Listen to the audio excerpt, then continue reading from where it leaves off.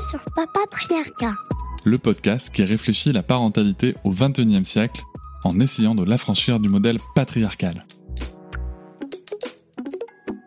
Et donc là, ce que j'avais fait à l'inverse, c'était que j'étais accompagnée en amont. Ça, je l'avais pas compris avant, d'être accompagnée en amont par une consultante en lactation IBCLC avant que bébé naisse, et pas quand on est dans la galère, parce que du coup, j'avais déjà le lien avec elle. Et donc, j'avais le lien avec elle en postpartum immédiat, en fait, sur cette mise en place.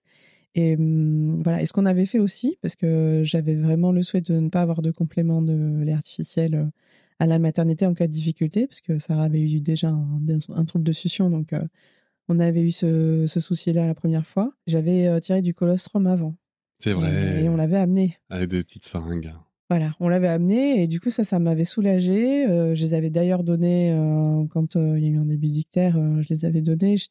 Voilà, donc on n'a pas eu de complément de l'artificiel.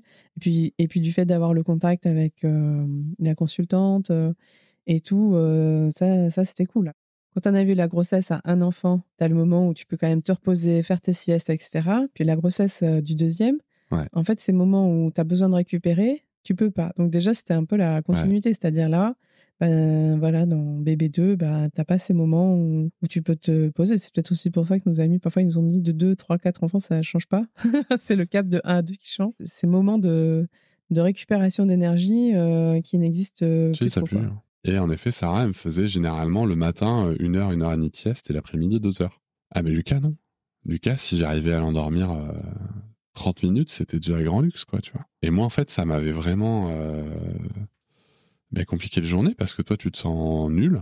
Parce que t'es face à cet autre enfant où tout ce que tu essayes de mettre en place ne fonctionne pas. C'est ça. On n'avait pas encore vraiment le diagnostic de RGO tout de suite, je crois.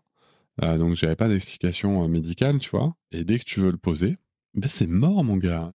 Quand on allait chez la médecin, même, je me souviens même une fois, elle me demande comment ça va. Je dis franchement, l'allaitement, c'est hyper dur. Je sais pas si tu devais avoir 2 mois ou 3 mois. Je dis franchement, c'est hyper difficile et tout. Et elle le pèse. Il suivait bien sa courbe. Et elle me dit ah bah ça va l'allaitement, ça se passe bien. Non, je viens de te dire, je suis à bout. Voilà, parce qu'en fait, c'était au détriment d'une fatigue parentale importante. En fait, c'est l'énergie qu'on a mise pour qu'il aille bien. Elle était quand même au détriment de notre santé mentale aussi. Donc, de notre santé physique, en fait. Et voilà, j'espère que cet extrait t'a plu. Tu pourras retrouver l'épisode en entier dès demain sur toutes tes plateformes préférées, comme Apple Podcast, Podcast Addict, Pocket Cast ou encore Spotify. On peut aussi se retrouver sur les réseaux sociaux, sur Instagram, Facebook, TikTok, mais aussi tu peux t'abonner à ma newsletter, tu trouveras le lien en description.